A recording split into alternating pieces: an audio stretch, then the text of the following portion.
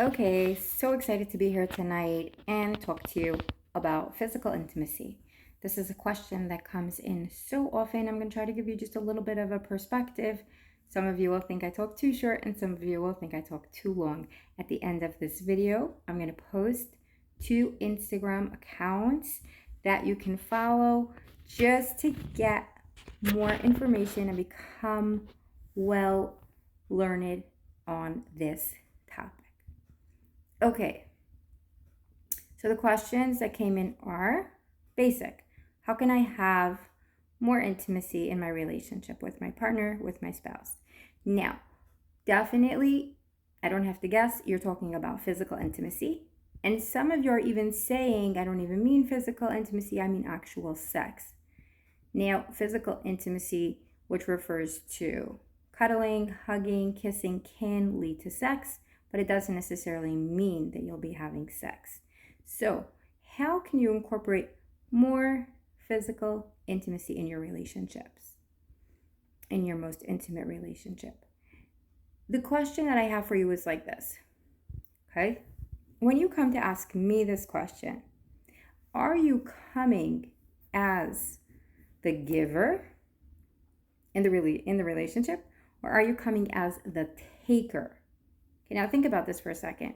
Are you coming to your spouse, to your partner, and saying, I want you to make me feel more of something. I want you to make me feel more whole. I want you to make me feel more secure. I want you to make me feel more loved.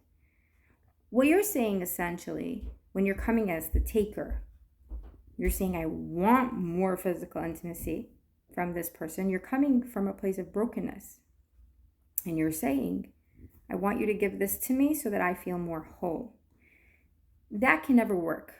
When you're the taker, when you're coming from brokenness, you're coming with a need, a desperation, you're coming from a place of void, you're going to create an expectation. Expectations in relationships, right there, you create resistance. And within the framework of resistance, your spouse feels obligated and most oftentimes cannot fulfill your needs in a pleasant, easygoing, flowing space. So first ask yourself, am I coming as a taker? I need to receive something in order to feel really good, right? So then if you're going to say, no, I want to come as a giver, I'll be the giver. I'll be the one to put the intimacy out there. I'm not asking for it, but I'll put it out there, right? Because if we want something, we offer it out. How do you offer intimacy? So that's a great question. So it's going to have two sides to it. The first one being, of course, how your world mirrors you. How comfortable are you being intimate with yourself?